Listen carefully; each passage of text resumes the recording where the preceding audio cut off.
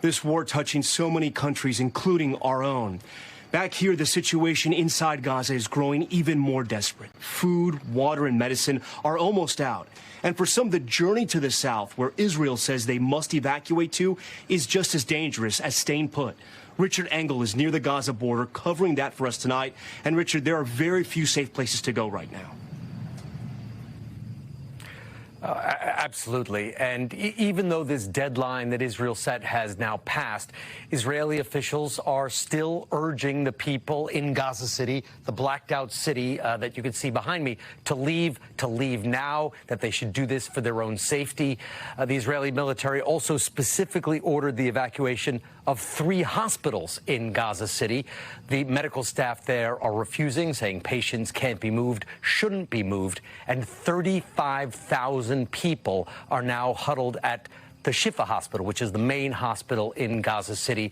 The men sleeping in the parking lot, women and children inside, hoping that there's safety in numbers. Israel has told Palestinians to evacuate Gaza City and head further south in the Gaza Strip to save their lives. Many are trying to leave now, but that's not safe either. This is what it looked like as people were driving on a road they told was cleared for travel. An ambulance was also hit. Heba Al-Attar and her family are heading out of Gaza City nonetheless. But she doesn't know exactly where they're going or how they'll get there. We're dying and everyone is watching. Shame on you, all the Arab countries. We were told to leave, but where? Where to go, she asks. They're shelling people on the roads too. Where are we to go?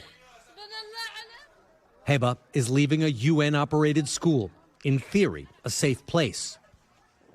But the UN has also been told to evacuate. And did. Southern Gaza, where Israel is telling Palestinians to go, is hardly a safe haven. Khan Yunis, the main city in southern Gaza, bore the brunt of Israeli airstrikes today. Perhaps because Hamas launched an attack from there. The militants say they broke through the border fence near Khan Yunis and attacked Israeli troops. Israel says it has no choice but to go into Gaza to disarm and destroy Hamas. The group today released propaganda videos to show its preparations. Its gunmen attacking with skill and precision and manufacturing their own weapons, including shoulder-carried anti-tank rockets. Hamas says this is what's awaiting Israeli troops. The video ends with Hamas fighters going down into their tunnels, getting ready for what's coming. Richard, we just saw there in your report both sides ready for battle. Give us a sense of the scene there tonight.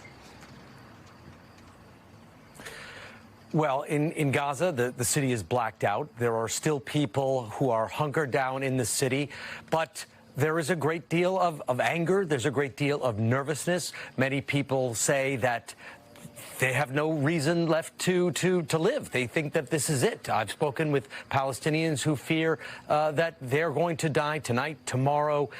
There's a real sense of chaos. When you're in a city, it's almost hard to imagine unless you've been there. And I've been inside Gaza before as it's been attacked.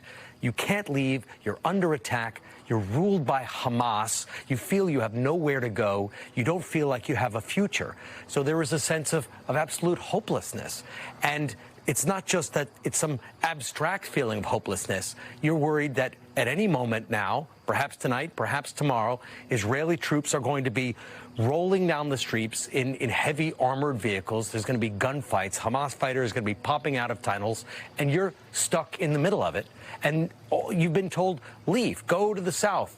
You don't know how to get there. You don't know where to go once you're there. And you're still stuck in Gaza, still stuck with Hamas fighters, and still potentially an attack because there were many airstrikes in southern Gaza tonight. So I think the overwhelming feeling is fear and hopelessness.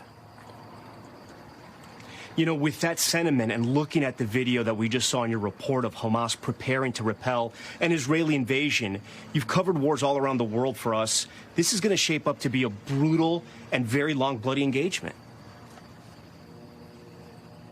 It could be very long. The last time that Israel went into Gaza like this and fought, it was just in Gaza City. I was there at the time in 2014.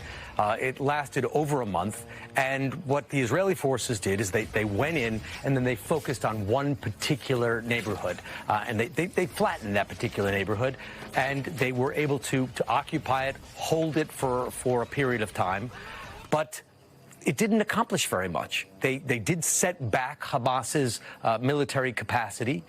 They killed a lot of Hamas fighters. Many civilians were killed.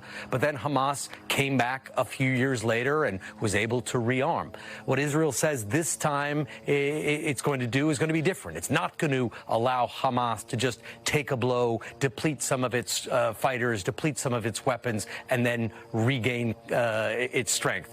Israel says this time it wants it to be a definitive operation, that it's going to go in, and that at the end of this operation, Hamas will no longer be governing the Gaza Strip.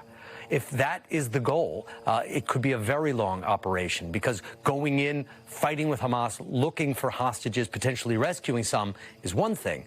Going in to topple Hamas and make it so that Hamas doesn't ever control the Gaza Strip again is a completely different objective. Thanks for watching. Stay updated about breaking news and top stories on the NBC News app, or follow us on social media.